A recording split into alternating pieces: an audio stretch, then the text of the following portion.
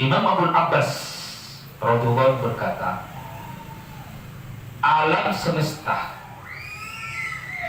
terlebih apa-apa yang ada di bumi, itu bisa tunduk terhadap manusia, bisa tunduk terhadap kita apabila kita tunduk kepada Allah Azza wa Jalla.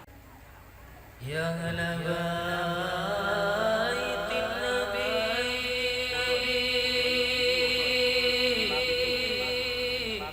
ya safa,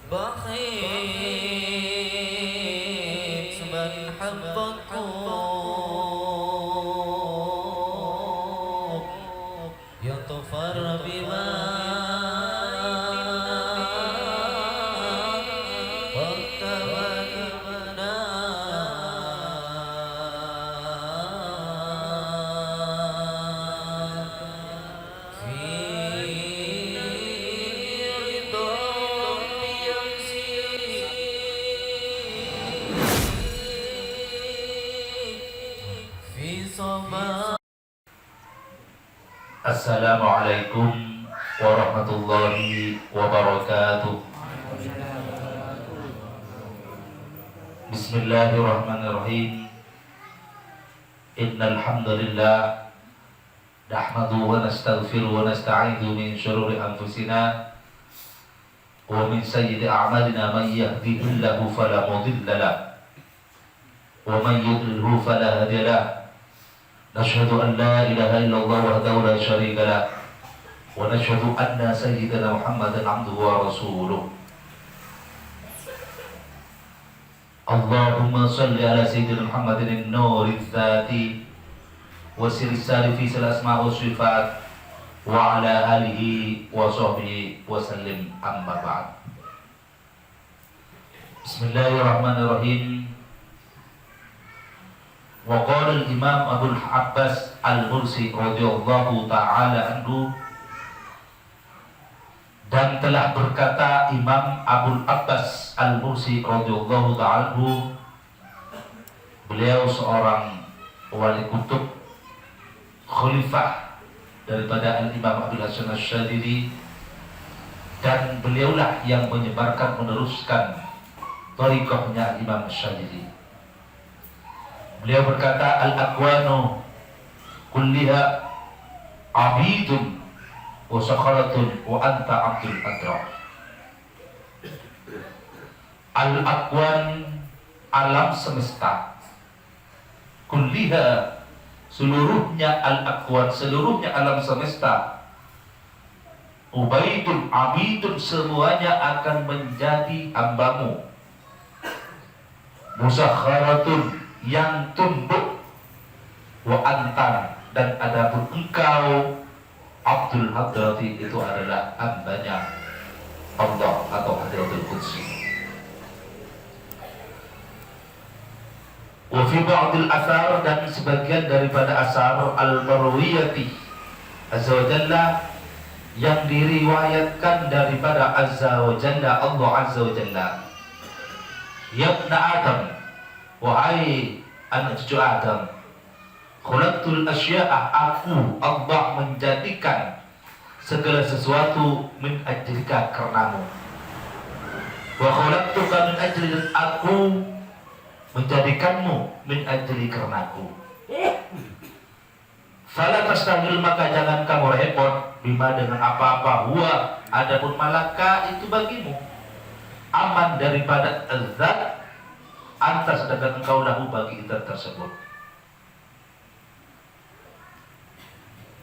Imam Abul Abbas radhiyallahu berkata, alam semesta,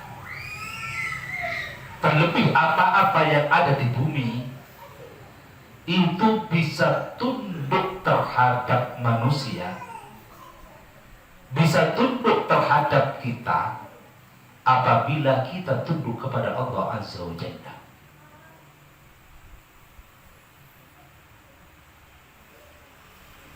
Jadi kami Al-Fakir ambil contoh yang terbawah. Manusia apabila berpikir kepada Allah, beribadah dengan macam-macamnya ibadah, maka susunan atom, susunan molekul yang di sekitarnya akan tersusun secara rapi. Ini pernah diteliti oleh seorang ilmuwan dari Jepang. Air yang dibacakan doa-doa itu susunan bion-bion atau ion-ion air, molekul-molekul dalam air itu tersusun secara rapi. Sehingga secara ilmiah apabila air didoakan, dibacakan sholawat atau dizikiri, otomatis air tersebut mengandung suatu obat. Karena apa? Karena susunan molekulnya, susunan bion-bion atau ion-ion air tersebut tersusun secara rapi. Akan tetapi apabila air tersebut diperdengarkan musik-musik rock, musik-musik yang mengandung maksiat, atau sumpah serapah, atau kata-kata yang tidak pantas diucapkan, maka susunan molekulnya, ion-ion daripada air tersebut akan, kata orang muda salbu, tidak tersusun secara rapi, sehingga otomatis juga pun membawa dampak negatif. Begitu juga dengan orang-orang yang bermaksiat. Apabila kita bermaksiat, maka susunan atau susunan molekul yang di sekitar kita itu semuanya akan tidak tersusun secara rapi dan akan berdampak. Atom tersebut tidak tunduk terhadap manusia, dalam arti akan berdampak ketidakrapiannya, kesalbutannya akan membawa pengaruh terhadap ekosistem. Karena ekosistem, misalkan ini susunan daripada atom-atom atau molekul-molekul. Ini intinya. Apabila apabila tidak tersusun rapi, maka tidak tersusun secara rapi juga, sehingga berakibat terjadinya banjir bandang, terjadinya tsunami, terjadinya gempa. Ini bisa dibuktikan sekali.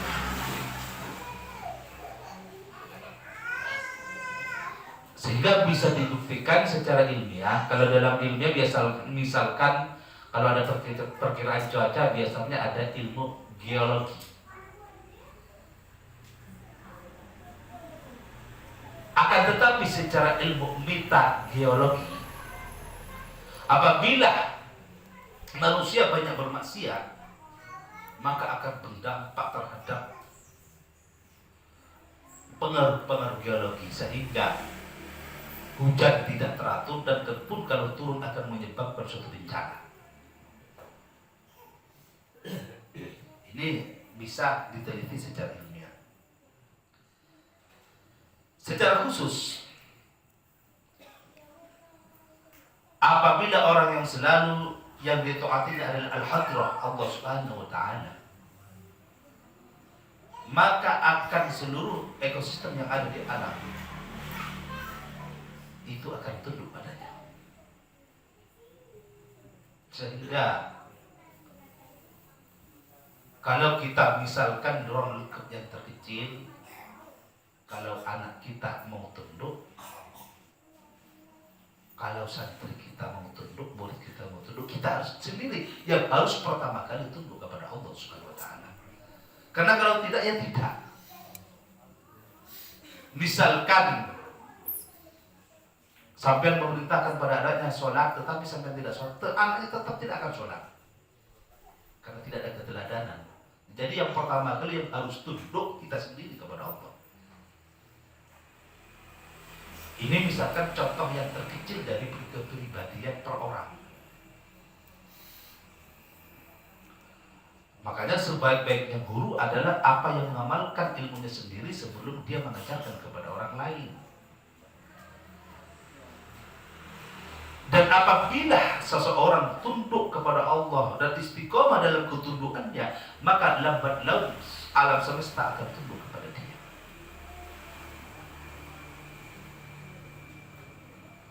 Juga pun apabila bermaksiat kepada Allah, maka lambat laun alam semesta juga pun tidak akan tunduk kepada dia.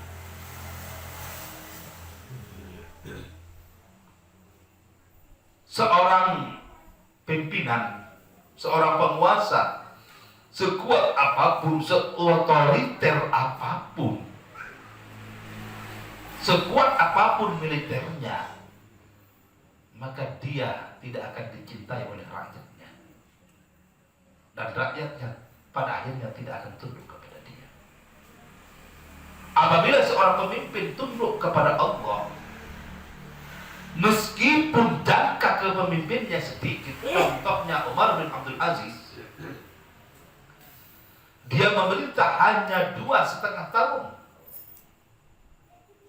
Diamsalkan presiden, dia tidak sampai periode. 2,5 tahun memerintah, tetapi dengan ahli, dengan dasar takwa billah, sehingga perekonomian meroket. Sehingga perekonomian waktu itu dinasti, waktu itu sebelumnya sudah ambruk, naik. Dari naiknya perekonomian sampai dalam sejarah dicatat tidak ada orang yang menerima zakat, karena sudah tercukupi semua. Sehingga waktu beliau memimpin, pendidikan dan rumah sakit digratiskan, sehingga orang yang sakit dilayani. Apabila dia diam di rumah sakit, dirawat di rumah sakit 7 hari si pasien digaji. Ini dari adilnya.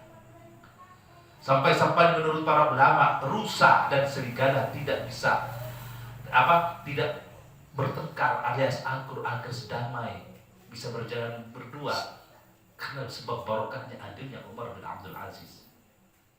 Bahkan anak kecil bisa bermain-main dengan ular yang berbisa, dan juga pun ular tidak mematuk atau tidak mengeluarkan bisanya kepada anak kecil, kepada orang, sebab berkahnya Sayyidina Umar bin Abdul Aziz, keadilannya. Takutnya kepada Allah, takutnya beliau kepada Allah. Beliau di malam hari tidak pernah tidur, selalu menangis kepada Allah. Di siang hari selalu berbakti, mendarma baktikan zahir batinnya, tenaganya untuk umat Islam. Siangnya untuk menangis kepada Allah, berzikir kepada Allah. Ini contoh. Sehingga sampai sekarang seluruh umat Islam mencintai beliau. Seluruh umat Islam selalu bercerita tentang beliau. Di kitab-kitab salaf selalu diceritakan beliau. Ini contoh. Apabila seorang pemimpin tunduk kepada Allah, maka segalanya akan tunduk. Bahkan ular berbisa pun bisa tunduk pada anak kecil waktu itu.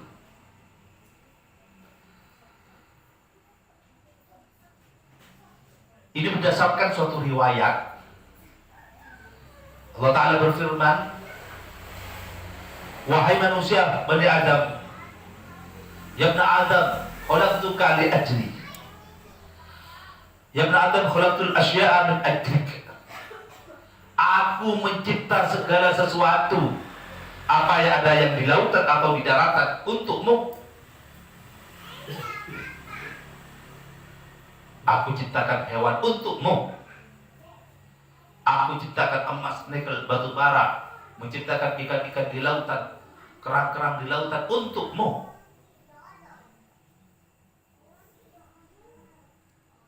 Oleh karena itu, apabila manusia durhaka kepada Allah, ini sangat berbahaya, sehingga menyebabkan Allah Ta'ala murka. Kenapa? Karena segala sesuatu yang ada di muka bumi, baik di daratan dan di lautan, untuk manusia.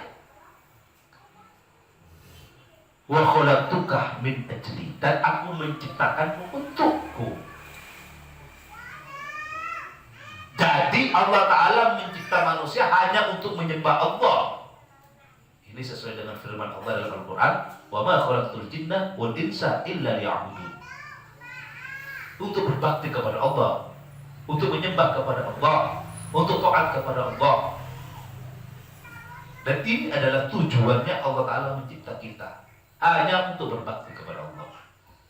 Fala tastakbir bahwa kamu jangan repot dengan apa yang sudah kamu tetapkan untukmu. Artinya seperti dalam kitab Hikam, dalam kitab Hikam ini mengambil daripada hadis kecil ini. Bahasa dalam kitab Hikam, kamu jangan repot dengan apa-apa yang Allah sudah jamin. Artinya jangan kita risau, hati dan pikiran kita risau dengan Allah apa yang kita jamin. Apa yang Allah jamin kepada kita sebelum kita lahir, Allah Ta'ala sudah menetapkan tentang ajal kita, rezeki kita. Ini sudah ditetapkan oleh Allah Ta'ala. Loh, kenapa manusia itu kadang-kadang risau urusan rezeki? Padahal seandainya dia lari kepada Allah, fafiru ilallah, seandainya dia mendekat kepada Allah, taat kepada Allah, tunduk patuh kepada Allah, Allah akan mempermudah seluruhnya. Kenapa? Karena termasuk rezeki dunia dan seisinya dicipta oleh manusia. Akan tetapi dia sering bermaksiat, dia sering melakukan perbuatan-perbuatan yang tidak diridhai Allah, sehingga seakan-akan Allah membiarkannya. Bahkan dalam hadis qudsi ini, aman antalahu, jangan kamu meninggalkan apa-apa yang sudah menjadi kewajibanmu untuk taat kepadanya. Oleh karena itu, dasar untuk mencapai kebahagiaan di dunia, lebih-lebih di akhirat, itu taat dan tunduk patuh kepada Allah Subhanahu wa Ta'ala. Kenapa? Kadang-kadang hewan itu sebagian karomahnya di para aulia itu tunduk kepada para wali. Kenapa?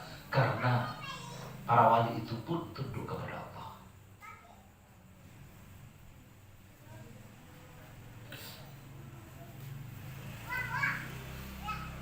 Dari tunduknya kepada Allah, dari para wali-wali itu pun dulu al-muqati'in Allah, memutuskan dari segala sesuatu itu cuma hanya tawajjuh kepada Allah. Sampai wali-wali zaman dahulu, ceritanya ada yang menunggang singa, ada yang menunggang macan. Ya kalau sekarang bukan singa, bukan macan, menunggang apa itu? Mobil zebra. Kalau dulu wali dulu itu hewan itu tunduk, menunggang kijang hewan. Kalau sekarang tidak, kijang mobil. Kalau sekarang, kenapa? Orang-orang sekarang takutnya kepada Allah tidak selevel orang-orang salaf.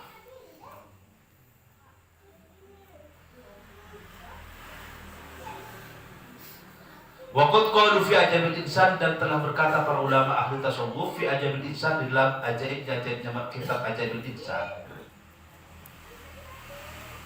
innal wujuda kulluhu matwil fihi fa huwa nusutul min al-alim akbar. Sesungguhnya alam semesta keseluruhan matwiyun, semuanya terikas fihi dalam diri manusia. Fahuwa, adapun manusia, nuskhatun, ada satu nuskhat, satu naskah minal alamil akbar, dari alam yang besar.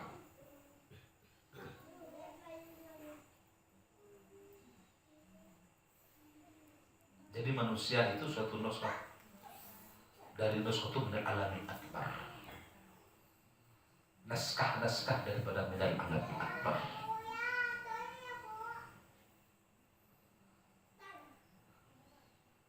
Sebelum Al-Fakir membahas ini, Al-Fakir memperingatkan kepada diri Al-Fakir dan kepada seluruh jemaah dan seluruh pemirsa, intinya kita hidup bagaimana kita menjalankan apa yang diberitakan Allah, taat kepada Allah, takut kepada Allah. Insya Allah segala sesuatu, apa-apa yang segala sesuatu juga pun akan taat, akan tunduk juga pun kepada kita. Kalau alam ini mau tunduk kepada manusia, maka manusia jangan berkata kepada Allah. Kalau susunan alam ini, susunan ekosistem ini mau tersusun secara rapi, jangan rusak atom-atom yang menjadi inti daripada sesuatu yang terkecil di alam tersebut. Itu rusak atau tidak tertata kena maksa-maksa kita.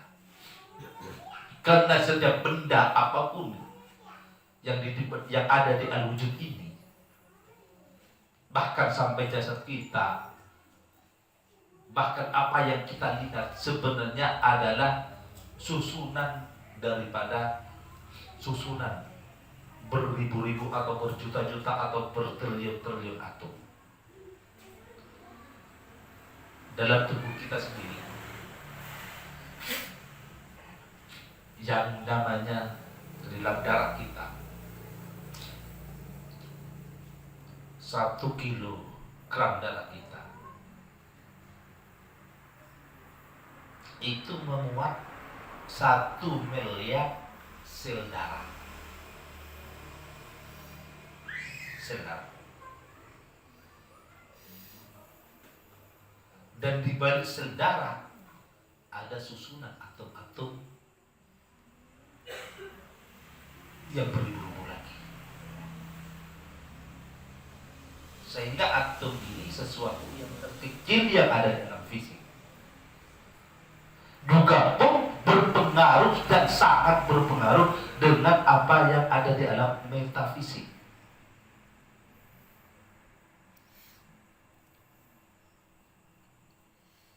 Sehingga untuk mengkaji ini biar kita semakin yakin mantap kepada Allah,